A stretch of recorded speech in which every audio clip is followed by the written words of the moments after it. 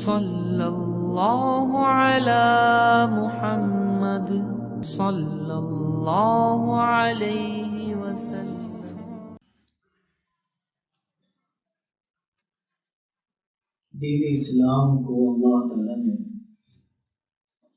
قیامت تک کے لیے طے کر دیا، اور حضرت محمد صلی اللہ علیہ وسلم پر نبوت کا سلسلہ ختم کر دیا گیا۔ اللہ تعالیٰ نے مجددین اور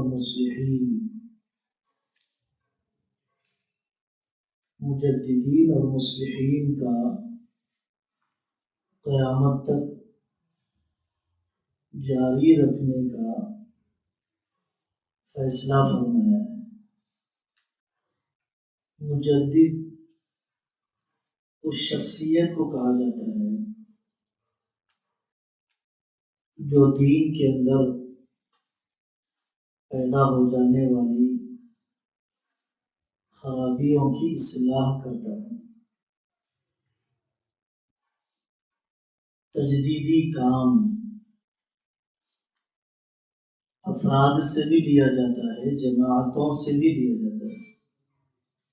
ہر زمانے کے تقاضے کے مطابق اللہ تعالیٰ نے مجددوں کو ہمیشہ پیدا کیا ہے۔ قریبی زمانے میں حضرت الیاس صاحب رحمۃ اللہ علیہ کی شخصیت اور ان کے ساتھیوں کو مسلمانوں میں اصلاحی کام کے تجدید کے لیے قبول کیا، اصلاحی کام کی تجدید کے لیے قبول کیا۔ ایسا طریقہ کار اور ایسے اصول جو ہر طبقے کے لیے اور پورے عالم کے لیے یکساں طور پر مفید ہو۔ 1303 سن ہجری میں مولانا کی پیدائش ہوئی۔ اپنے والد کے پاس بستی نظام الدین دہلی میں ہی قرآن مجید کی تعلیم، بستی نظام الدین دہلی میں ہی وقت گزرا۔ والد سے قرآن پاک حفظ کیا۔ 1314 سن ہجری میں اپنے بڑے بھائی مولانا محمد یحییٰ صاحب رحمۃ اللہ علیہ کے ساتھ حضرت مولانا رشید احمد گنگوہی رحمۃ اللہ علیہ کے پاس حاضری ہوئی۔ حضرت گنگوہی نے آپ کے حالات و کیفیات کو دیکھ کر بیعت بھی کر لیا۔ 1323 میں حضرت گنگوہی کا انتقال ہوا۔ حدیث کی کتابیں اپنے بھائی مولانا محمد یحییٰ صاحب رحمۃ اللہ علیہ سے پڑھی۔ مولانا محمد یحییٰ صاحب رحمۃ اللہ علیہ یہ مولانا زکریا صاحب رحمۃ اللہ علیہ کے والد تھے۔ شیخ الہند سے بخاری اور ترمذی کی سماعت کی اور شیخ الہند کے مشورے سے حضرت مولانا خلیل احمد صاحب نور اللہ مرقدہ سے بیعت ہوئے۔ مظاہر العلوم کی مدرسی کے بعد بستی نظام الدین میں اپنے والد اور بڑے بھائی محمد صاحب رحمۃ اللہ علیہ کے کام کو سنبھال لیا۔ میوات کو اولاً اپنی محنت کا میدان بنایا، مکاتب قائم کیے۔ سب سے پہلا اصول یہ طے کیا کہ دعوت مقصود ہے، حکومت و سلطنت مقصود اول نہیں۔ دعوت کے راستے میں بطور انعام کے حکومت و سلطنت مل جائے تو ٹھیک ہے، اور یہی اصل اسلامی شریعت کی روح ہے۔ دوسرا ضابطہ یہ طے کیا کہ ہر مسلمان اپنے جان اور مال کو اپنی جان اور مال کو دین کی محنت پر لگائے۔ زمینی نقل و حرکت، ایک ایک فرد اور ایک ایک گھر پر جانا، چل پھر کر دعوت دینا کام کی امتیازی خصوصیت رہی۔ علم سے پہلے ایمان کے مذاکروں کو اہمیت دی۔ علم سے پہلے ایمان کے مذاکروں کو اہمیت دی۔ مشن کا ابتدائی حصہ یہی قرار پایا کہ جتنا ایمان بنے گا اتنا عمل اور علم میں سہولت ہوگی۔ چلتی پھرتی درسگاہ بنائی، چلتی پھرتی درسگاہ اور متحرک مدرسہ کہ ہر عمل کی عملی مشق ہوتی رہے۔ چلتی پھرتی درسگاہ یا متحرک مدرسہ یا عملی درسگاہ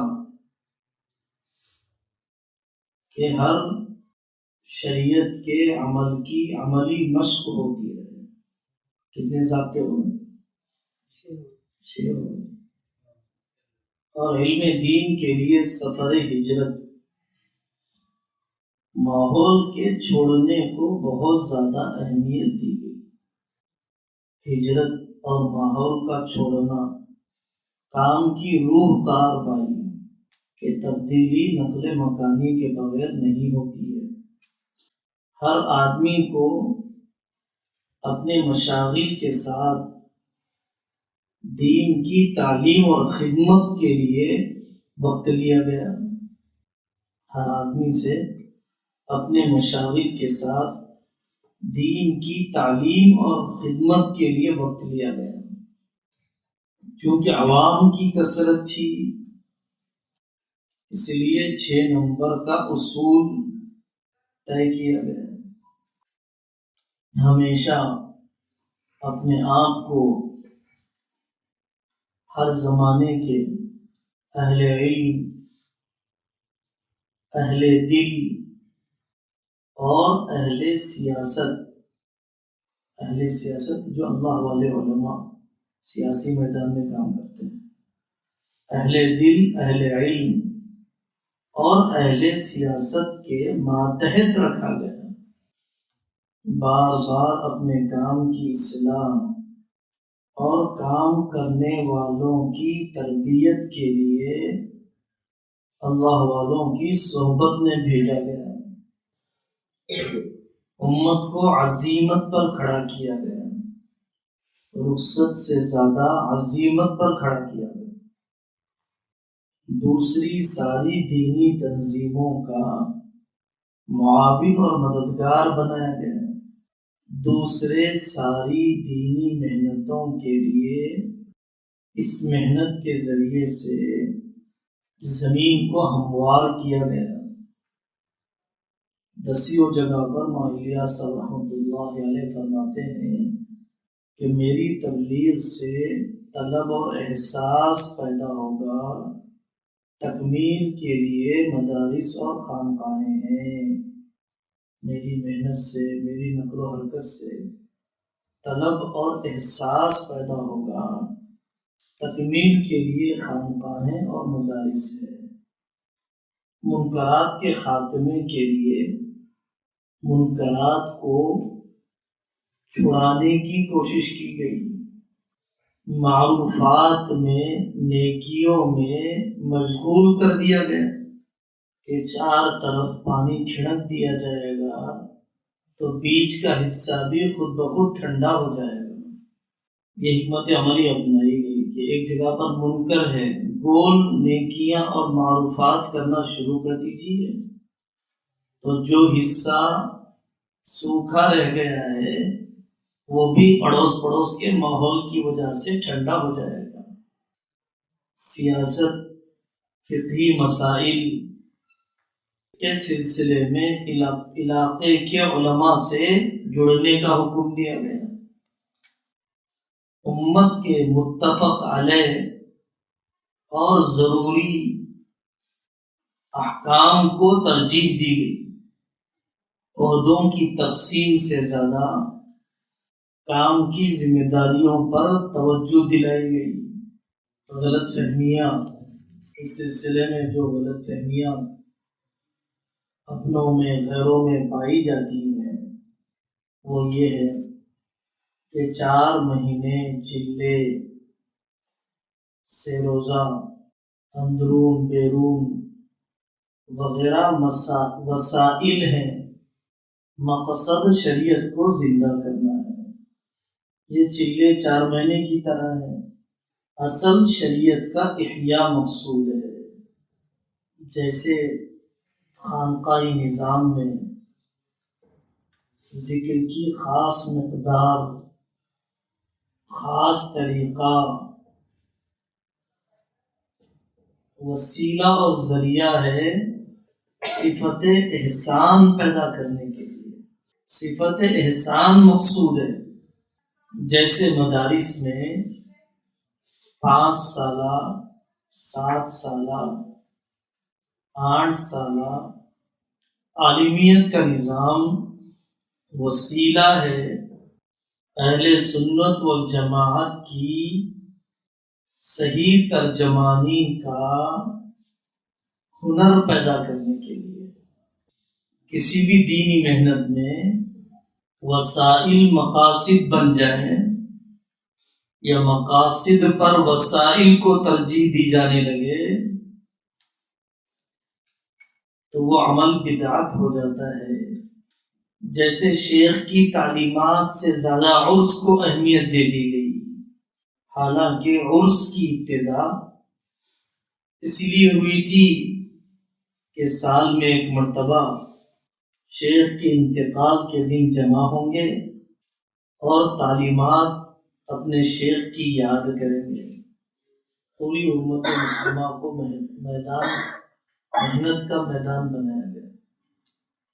ابتدائی طلب پیدا کرنے کے لیے فضائل اعمال، حیات الصحابہ، منتخب احادیث، ریاض الصالحین، الادب المفرد جیسی کتابیں عرب و عجم کے لیے طے کی گئی، کیونکہ ابتدائی طلب پیدا کرنا ہے۔ غیر مسلموں میں جیسے دعوت کا کام ہونا چاہیے، خود مسلمانوں میں بھی فرائض کی دعوت چلائی جانی چاہیے۔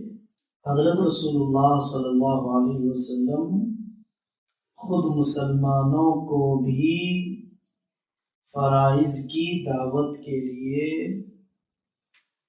احکام شریعت کی تبلیغ کے لیے بھیجا کرتے تھے۔ تبلیغ صرف علماء کی ذمہ داری نہیں، ایک آیت یا ایک بات بھی جانتا ہو اس پر بھی تبلیغ واجب ہے، عمل بھی واجب ہے، دعوت بھی واجب ہے، اور دونوں الگ الگ واجب ہیں۔ واجب بھی کہا جا سکتا ہے، فرض بھی کہا جا سکتا ہے۔ عمل الگ فرض ہے، دعوت دینا الگ فرض ہے۔ عمل کرے تب بھی دعوت دینا ہے، عمل نہ کرے تب بھی دعوت دینا ہے۔ جیسے نماز پڑھے تب بھی روزہ رکھنا ہے، نماز نہ پڑھے تب بھی روزہ رکھنا ہے۔ دونوں الگ الگ فرض ہے، انفرادی طور پر۔ اجتماعی طور پر فرض کفایہ ہے۔ چلا 4 مہینے فرض نمازوں کی طرح نہیں ہے، کام کی ایک ترتیب ہے۔ جیسے انجینئرنگ کے 4 سال، عالم کورس کے 7 سال، تجربات سے ثابت ہونے والی مفید ترتیب ہے، اسی طریقے سے چلے 4 مہینے بھی مفید ترتیب ہے۔ پھر بھی ان گنتیوں کا قرآن اور حدیث میں اس ترتیب کی اصل موجود ہے۔ 40 کا عدد شریعت کے مختلف احکام میں موجود ہے۔ حضرت موسیٰ علیہ السلام کا اعتکاف طور پر 40 دن، نبوت کی عمر 40 دن، بچے کا ماں کے پیٹ میں مختلف ایک حال سے دوسرے حال میں بدلنے میں 40 دن وغیرہ وغیرہ. جیسے اشعریین کو حضرت رسول اللہ صلی اللہ علیہ وسلم نے 1 سال کا موقع دیا پڑوس کی ان پڑھ قوم کو سکھلانے کا. بڑی سخت وعیدیں سنائی، تمہارے پڑوسی جاہل ہے تم کیوں نہیں جاتے ہو؟ 1 سال کا موقع دیا. 1 سال کی اصل ہے.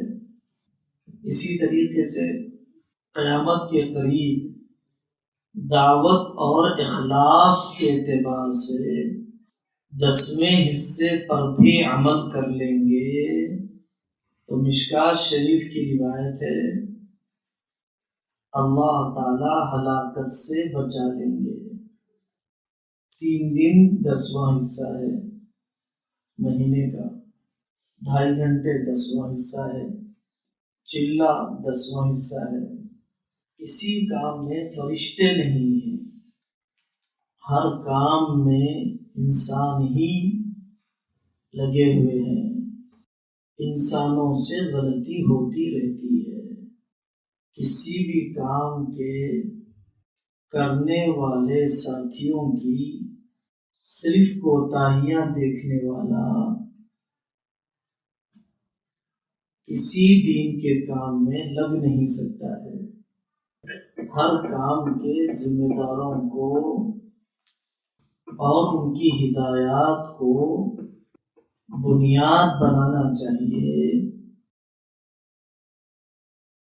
کام کے سنبھالنے میں. مدارس کے کام کے بڑوں نے کیا کہا، خانقاہ کے کام کے بڑوں نے کیا کہا، تبلیغ کے کام کے بڑوں نے کیا کہا. عوام الناس کی غلطیوں کی وجہ سے یا ساتھیوں کی غلطی کی وجہ سے کسی کام کو نہیں چھوڑا جا سکتا ہے. قیامت کے قریب زمانے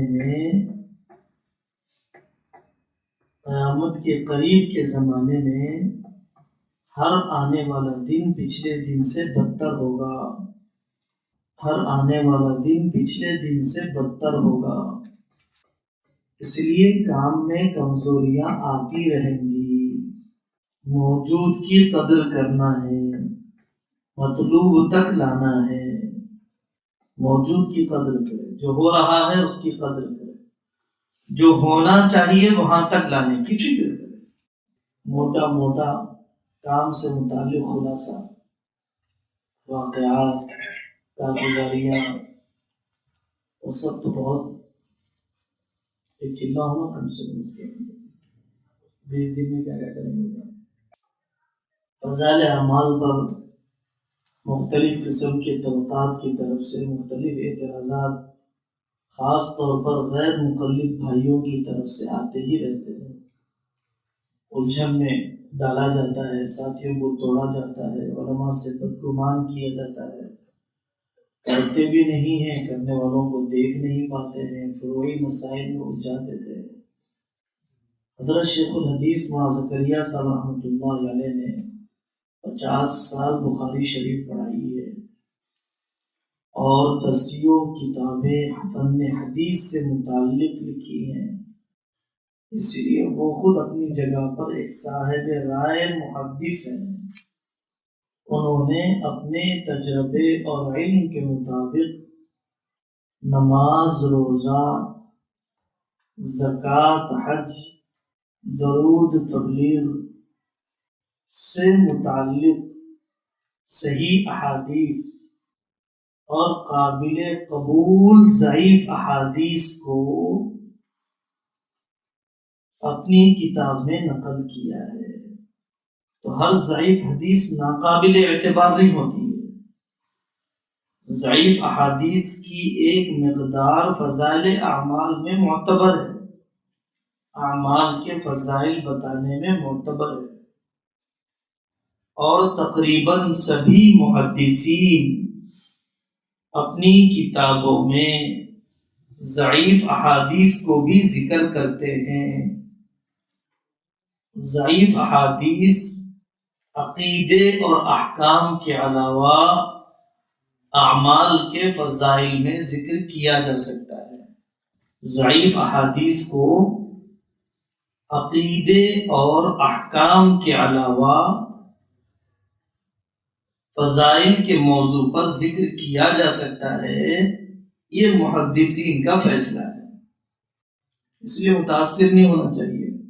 ابن قیم جوزی رحمۃ اللہ علیہ نے، یہاں بخاری رحمۃ اللہ علیہ نے الادب المفرد میں کتنی ضعیف روایتوں کو نقل کی، تاریخ میں کتنی ضعیف روایتوں کو نقل کی۔ ہاں، موضوع اور گھڑی ہوئی روایات نقل کرنے سے احتیاط کرنا چاہیے۔ دوسرا اعتراض جو عام طور پر کرامات سے متعلق ہوتا ہے، خارق عادت، یعنی سورج کا رک جانا، چلنا یہ عادت ہے، رک جانا خارق عادت ہے، خلاف عادت ہے۔ ایک آدمی کا کھانا ایک آدمی کھا لے، یہ عادت ہے۔ ایک آدمی کا کھانا 10 آدمیوں نے کھا لیا، خلاف عادت ہے، خارق عادت ہے۔ ایک ملک سے دوسرے ملک 1 مہینے میں جانا چاہیے تھا، 1 دن میں چلا گیا، 1 گھنٹے میں چلا گیا، خارق عادت۔ نبیوں کو معجزے، ولیوں کو کرامتیں، صالحین کو اعانت اور دجالوں کو استدراج اللہ عطا فرماتے ہیں۔ دجال کو استدراج، ڈھیل، زمین کا اگانا اس کے اشارے پر، آسمان کا برسنا اس کے اشارے پر، اور صلحاء اور نیک بندوں پر اعانت اور معونت، اللہ کی مدد، شیر کا راستہ بتلانا، چکی کا چلنے لگ جانا، مردہ جانور کا زندہ ہو جانا، دودھ پیتے بچے کا ماں کی گود میں بولنا، بے موسم کے پھل مل جانا، بغیر شوہر کے اولاد ہو جانا۔ تو خلاصہ یہ ہے کہ اللہ تعالیٰ اپنی قدرت سے نبیوں پر معجزہ اور ولیوں پر کرامت کہتے ہیں اعزاز کو، اور نیک بندوں پر اعانت اور معونت اپنی قدرت سے ظاہر فرماتے ہیں۔ کرنے والے اللہ ہوتے ہیں، کرنے کی جگہ وہ نبی یا ولی یا مومن ہوا کرتے ہیں۔ کرنے والے کون ہوتے ہیں؟ اللہ ہوتے ہیں۔ جیسے بلب میں بجلی نہیں ہے، کہیں سے آ رہی ہے، تو انبیاء، اولیاء اور صلحاء مظہر ہوتے ہیں، مظہر نہیں ہوتے ہیں۔ خارق عادت چیز کے ظاہر ہونے کی جگہ ہوتے ہیں، وہ ظاہر کرنے والے نہیں ہوتے ہیں۔ جب وہ کرنے والے نہیں ہیں اور اللہ ہی کرنے والے ہیں تو اعتراض کس بات پر ہے صاحب؟ قرآن میں بھی اولیاء کی کرامتوں کا ذکر ہے، احادیث میں بھی انبیاء اور اولیاء کی معجزوں اور کرامتوں کا ذکر ہے۔ حضرت مریم کے لیے بے موسم کے پھل، بغیر شوہر کی اولاد،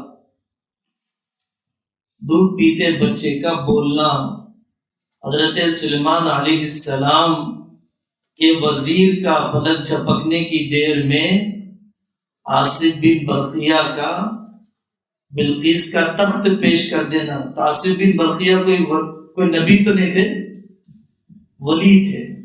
حضرت مریم علیہ السلام نبی نہیں تھی بلکہ وہ ولیہ تھی۔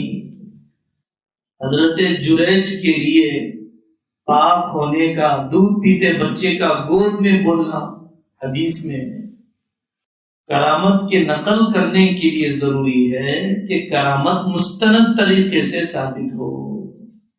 اللہ تعالیٰ جا رہے تھے، گر گئے تو حضرت پیرانے پیر نے ہاتھ پکڑ لیا، اس لیے دستگیر کہہ دیا گیا۔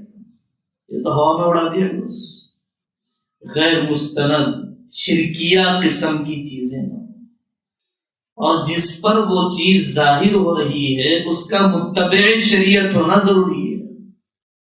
جو شخص متبع شریعت نہ ہو اور اس پر کوئی خارق عادت چیز ظاہر ہو جائے جی، تو اس کو معجزہ یا کرامت یا اعانت نہیں کہا جاتا، بلکہ استدراج کہا جاتا ہے۔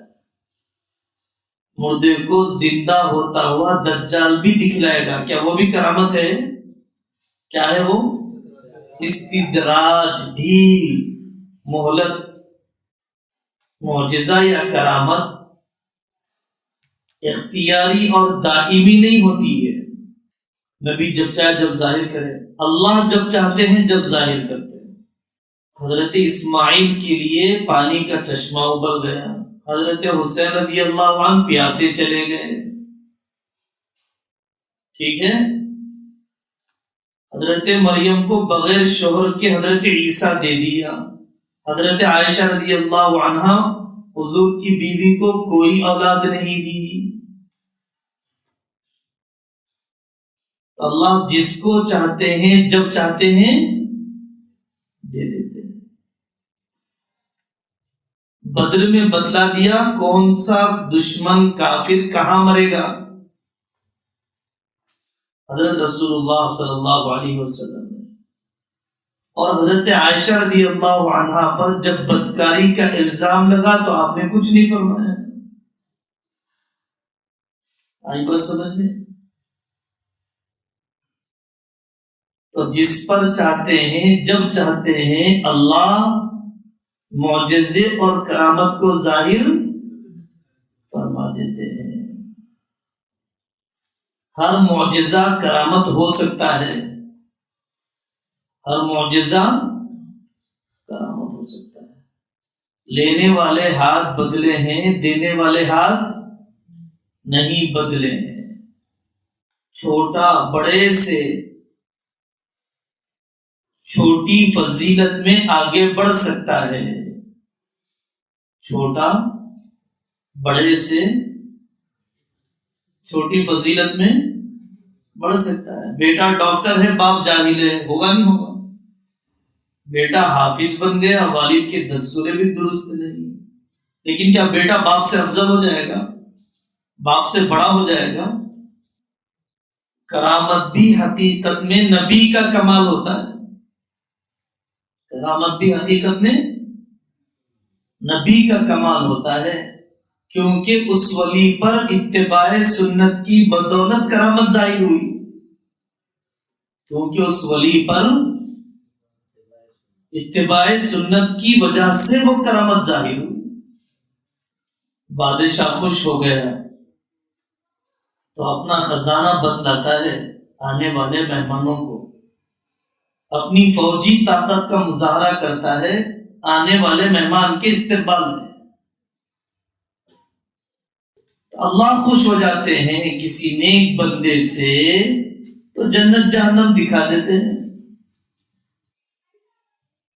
چھوٹا بڑے سے جزوی فضیلت میں، چھوٹی فضیلت میں آگے بڑھ سکتا ہے۔ حضرت سعد بن معاذ رضی اللہ عنہ کے بارے میں خود آقا نے فرمایا، سعد بن معاذ کے جنازے پر اللہ کا عرش جھوم گیا، اہتز العرش لموت سعد بن معاذ۔ کیا یہ بات حضرت ابوبکر کے بارے میں ثابت ہے؟ نہیں ثابت ہے۔ کیا حضرت سعد بن معاذ حضرت ابوبکر سے افضل ہو گئے؟ نہیں ہو گئے۔ جزوی فضیلت میں چھوٹا بڑے سے آگے بڑھ سکتا ہے، جزوی فضیلت کی وجہ سے چھوٹا بڑے سے بڑا نہیں ہو جاتا۔ حضرت حنظلہ رضی اللہ عنہ کے لیے فرشتوں نے غسل دیا سب۔ حضور صلی اللہ علیہ وسلم کو کس نے غسل دیا؟ فرشتوں نے دیا، صحابہ نے دیا۔ تو کیا حضرت حنظلہ رضی اللہ عنہ حضور صلی اللہ علیہ وسلم سے بڑے ہو سکتے ہیں؟ جزوی فضیلت ہے، یہ تو آقا کا ہی کمال ہے کہ ان کے صحابی کو صحبت کی بدولت یہ عزت مل گئی، لا يسأل عما يفعل وهم يسألون.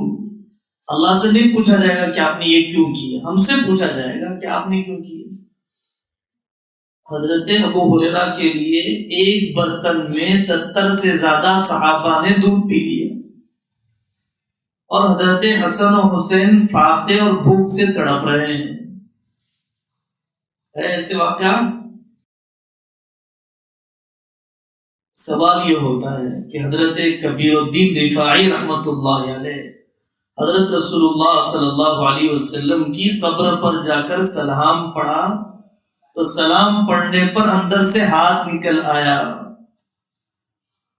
ان کے واسطے کیسا نکل گیا؟ حضرت ابوبکر و عمر کے واسطے نہیں نکلا. تو جیسے چھوٹی فضیلت میں چھوٹا بڑے سے آگے ہو سکتا ہے، یہ بھی آگے ہو سکتے ہیں. تاریخ سے یہ واقعہ ثابت ہے. تو کرامت اور معجزے، پہاڑ سے اونٹنی کا نکلنا کس کا معجزہ؟ حضرت صالح علیہ السلام کا.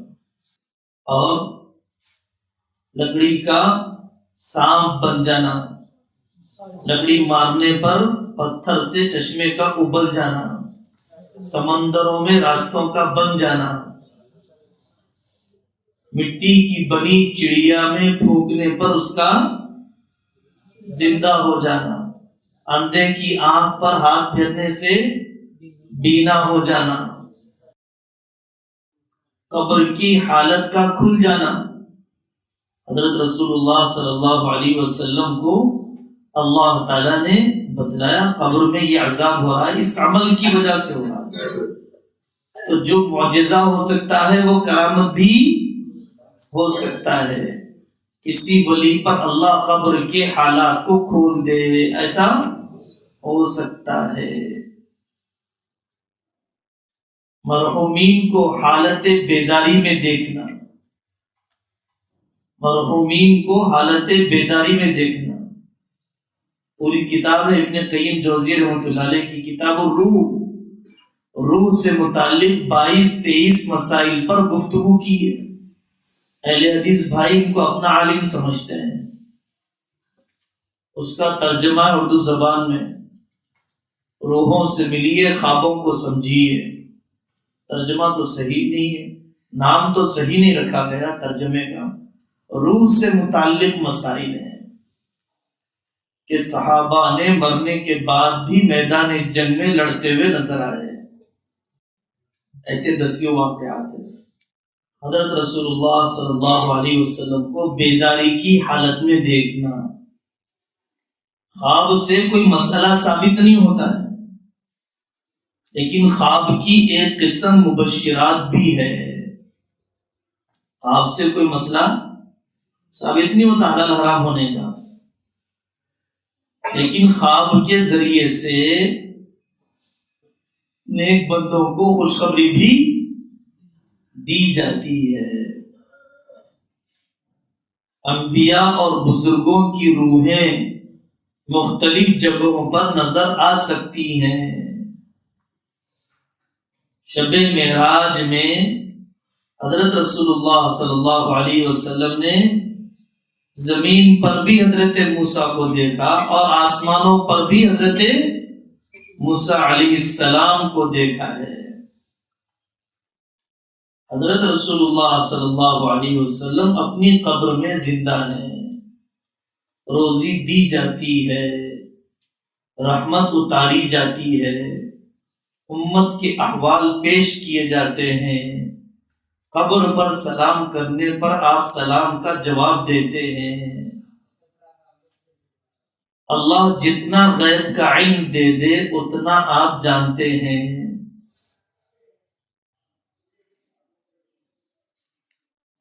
اعتراض ہوتا ہے کہ ایک بندے کی طبیعت خراب ہو گئی، جسم کالا ہو گیا. بندی کا فضائل درود شریف میں واقع ہے. اللہ کے رسول صلی اللہ علیہ وسلم خواب میں آئے، ہاتھ پھیرا، وہ اللہ کی بندی صحت مند ہو گئی. بیداری کے بعد اس نے دیکھا. ایسا عورت کو ہاتھ کیسا لگا؟ دنیا میں ہاتھ لگانا حرام ہے بغیر کسی شرعی ضرورت کے. مرنے کے بعد تو عالم برزخ میں ہے، برزخ کے احکام دنیا کے احکام سے مختلف ہوتے ہیں۔ دکھائی دینے والے جسم کا حکم مثالی جسم کے حکم سے الگ ہوتا ہے۔ ایک جسم مثالی بھی ثابت ہے 17 دلیلوں سے، حضرت شاہ ولی اللہ محدث دہلوی رحمۃ اللہ نے فرمایا ہے۔ مردہ سنتے ہیں، جو مرحومین ہوتے ہیں وہ سنتے ہیں، احادیث ہے۔ چپل کی آہٹ سنتے ہیں۔ قبرستان جا کے سلام کرتے نہیں کرتے آپ لوگ؟ تو سننے والوں کو سلام کیا جاتا ہے نا سر۔ سماع موتا کے قائل ہیں، سنانے والے اللہ ہیں۔ انک لا تسمع الموتا، اسماع تو ممکن نہیں ہے، سماع سنانے کی طاقت کسی انسان میں نہیں ہے، لیکن اللہ اگر چاہیں تو سننے کی طاقت اللہ کی طرف سے مرحومین کو مل سکتی ہے۔ سوال ہوتا ہے، نماز پڑھ رہے تھے صحابی، تیر نکل گیا، تیر لگ گیا، خون بہنے لگا، پھر بھی نماز پڑھتے رہے۔ امام شافعی رحمۃ اللہ علیہ کی رائے پر شاید عمل کرتے تھے ہوں گے، تو وہاں پر پوچھتے ہیں ہمارے بھائی، اس زمانے ہمیں شافعی تو تھے نہیں، ہمیں شافعی تو بعد کے دور کے ہیں، اس شخص نے کیسے لکھ دیا کہ ہمیں شافعی کے مسلک پر عمل کرتے تھے ہوں گے؟ مطلب یہ ہے کہ صحابہ میں مختلف رائے والے تھے، اس لیے علماء میں تابعین میں بھی مختلف رائے والے بنے۔ تو حضرت امام شافعی اور ان سے پہلے کے صحابہ اور ان سے متعلقہ حدیثوں کی روشنی میں عمل کرنے والے تھے کہ خون نکلنے سے وضو نہیں ٹوٹتا ہے۔ ایک رائے حضرت آقا صلی اللہ علیہ وسلم کی احادیث اور صحابہ تابعین کی رائے سے ایک رائے یہ پتہ چلتی ہے کہ خون نکلے گا تو وضو ٹوٹ جائے گا، جو حضرت ابو حنیفہ اور ان کے ساتھ اور ان سے پہلے کے صحابہ ہیں۔ مانجیرا کا پانی صفدر نگر تک آتا ہے، ہم بول رہے ہیں صفدر نگر کا پانی پیا، تو مانجیرا کا پانی نہیں پیا، مطلب صفدر نگر کے پائپ سے لیا تو اس لیے اس کو صفدر نگر کا پانی کہہ دیا جاتا ہے۔ امام بخاری کی حدیث بول تو حضرت ابو ہریرہ کی حدیث نہ رہتی ہو، امام بخاری نے نقل کیا اس لیے اس کو امام بخاری کی حدیث کہا جاتا ہے، ورنہ کسی صحابی کے واسطے کے بغیر تھوڑی امام بخاری کو ملے گی۔ آئی بات سمجھ میں؟ ایک صحابی رضی اللہ عنہ کو آپ نے حجامہ کرنے کے بعد خون پھینکنے کے لیے کہا، انہوں نے پی لیا، استنجا کر کے برتن نیچے پلنگ کے رکھا تھا، کیونکہ مکہ مکرمہ میں رات کے اندھیرے میں نکلنا جان لیوا ہو سکتا تھا۔ ایک صحابیہ رضی اللہ عنہ نے اس برتن میں جس میں پیشاب تھا آقا صلی اللہ علیہ وسلم کا، اسے پی لیا۔ اللہ پیشاب پیو بول رہے، حضرت آقا صلی اللہ علیہ وسلم کے فضلات پاک تھے، آپ ذاتاً بشر تھے اور صفتاً نور تھے۔ آقا صلی اللہ علیہ وسلم کے فضلات پاک تھے۔ حضرت عائشہ رضی اللہ عنہ فرماتی ہیں کہ آقا کے استنجا کے بعد میں وہاں پر جاتی، وہاں پر کوئی گندگی یا بدبو میں محسوس نہیں کرتی تھی۔ خود آقا صلی اللہ علیہ وسلم کا ان صحابہ کو منہ دھونے کا حکم نہ دینا اور اسی طریقے سے آئندہ کے لیے نہ ٹوکنا، یہ بتلاتا ہے کہ آقا صلی اللہ علیہ وسلم کے فضلات کیا تھے؟ پاک تھے۔ جیسے شہد کی مکھی کا فضلات سب خرید کے کھاتے ہیں، ارے شہد کھاتے نہیں کھاتے آپ لوگ؟ کیا ہے وہ شہد کی مکھی کا فضلہ ہی ہے نا؟ یقین نہیں آپ لوگوں کو، دیکھ لیجیے۔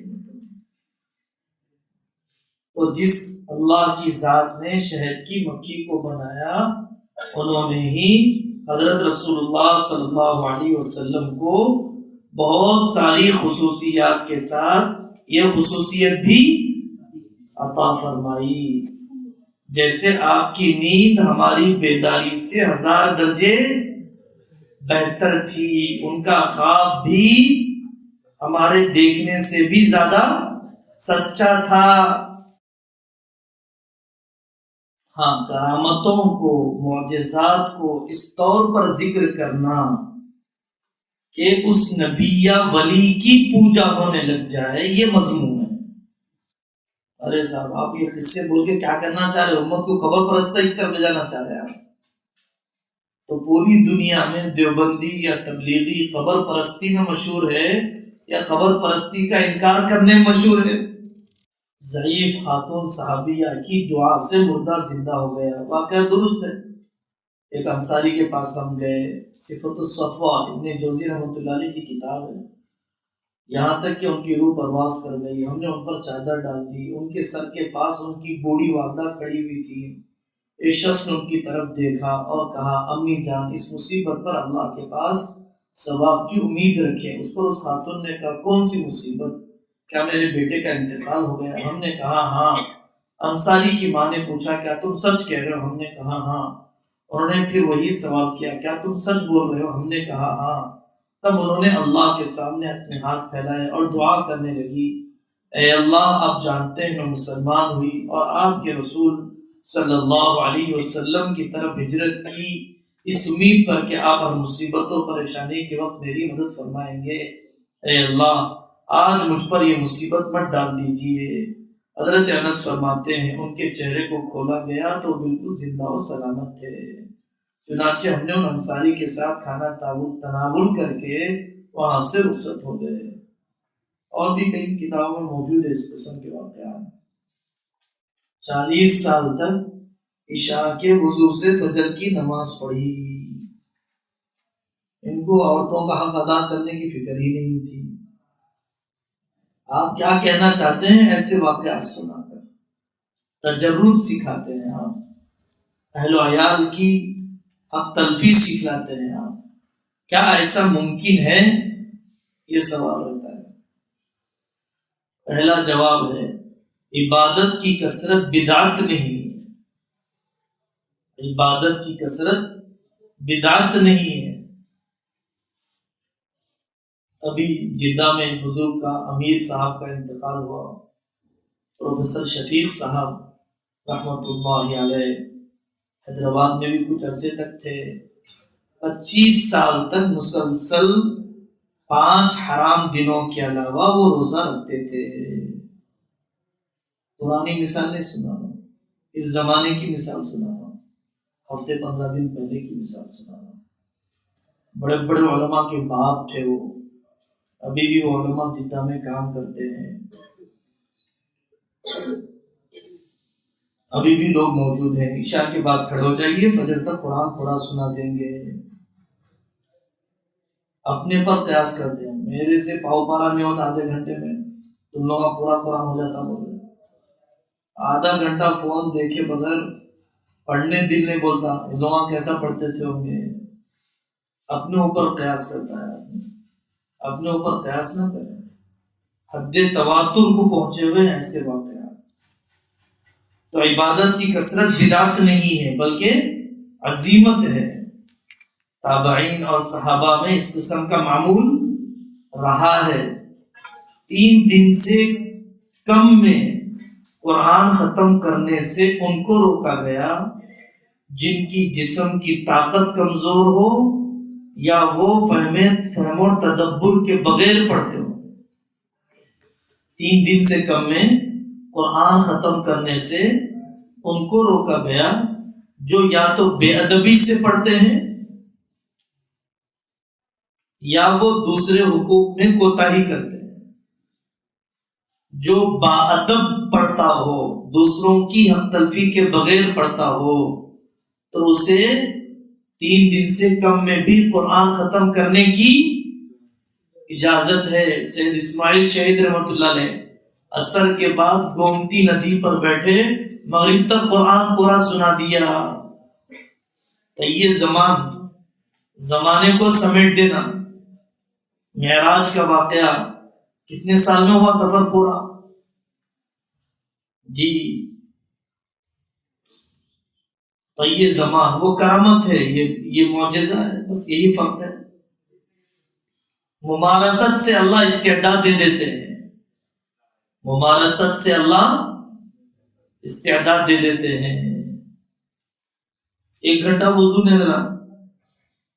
پھر ذوالفقار صاحب فرماتے ہیں ان کے اپنے ایک شیخ تہجد سے لے کر بلکہ عشاء کے وضو سے ظہر کی نماز پڑھتے تھے، اور یہ فرماتے تھے کیا میرا جسم اتنا کمزور ہے؟ بلکہ اس سے بھی لمبی مدت سناتے تھے. غذاؤں نے، بے احتیاطیوں نے، گناہوں نے کمزور کر دیا. حضرت امام بخاری رحمۃ اللہ علیہ صاحب اولاد تھے، ان کی بیوی نے کہیں عدالت میں مقدمہ دائر نہیں کیا تھا. ان کی گھر کی عورتیں ہماری عورتوں سے زیادہ خوشحال تھی، اس لیے ایسا کوئی تصور نہیں ہے کہ انہوں نے حق تلفی کی ہو. تو بات یہاں چل رہی تھی کہ کثرت عبادت بدعت نہیں ہے، تابعین تبع تابعین سے ثابت ہے. وقت میں اللہ برکت دے دیتے ہیں، اور 3 دن سے کم میں ختم کرنا جب ناجائز ہے، جب بے ادبی یا تلفی کے ساتھ ہو، جب اصول و ضوابط اور حقوق کی ادائیگی کے ساتھ ہو، تو اس سے کم وقت میں بھی قرآن ختم کرنے کی اجازت ہے. حلیت الاولیاء ابو نعیم اصبہانی رحمۃ اللہ علیہ کی کتاب ہے، وہاں سے 10 واقعات لکھے ہوئے ہیں.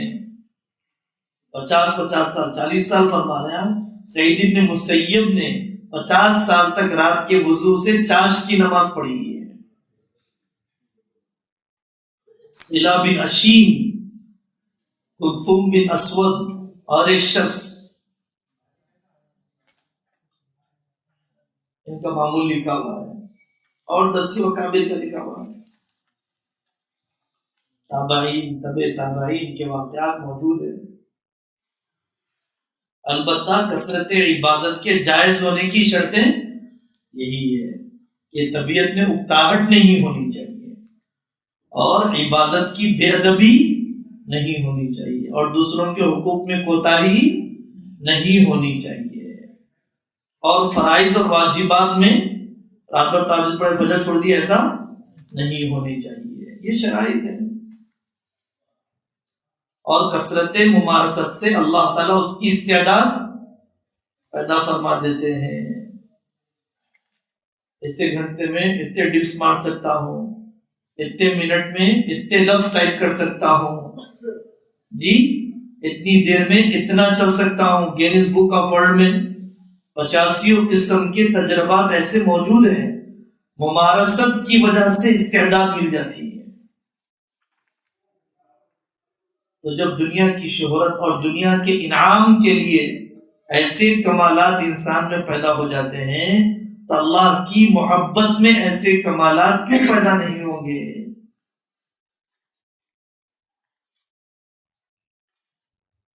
وسیلہ لینا، وسیلہ لینے کو ضروری نہ سمجھے. اے اللہ فلانے کے طفیل میں دعا قبول فرما، ضروری نہ سمجھے. اللہ کو پریشرائز کرتا ہوں، میں دباؤ ڈالتا ہوں، یہ نہ سمجھے. عمل سے وسیلہ لینا بالاتفاق جائز ہے.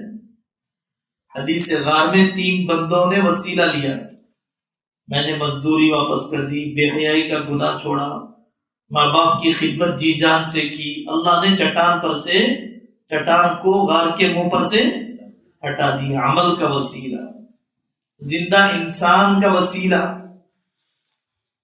اے اللہ جب تک حضور زندہ تھے ان کے وسیلے سے ہم دعا کرتے تھے، اب میں ان کے چچا کے ذریعے سے وسیلہ پکڑتا ہوں، تھمی ہوئی بارش برسا دیجیے. زندہ انسان کے عمل سے وسیلہ، یا زندہ انسان سے وسیلہ، مرحوم انسان کی ذات سے وسیلہ، یا اس کے عمل سے وسیلہ.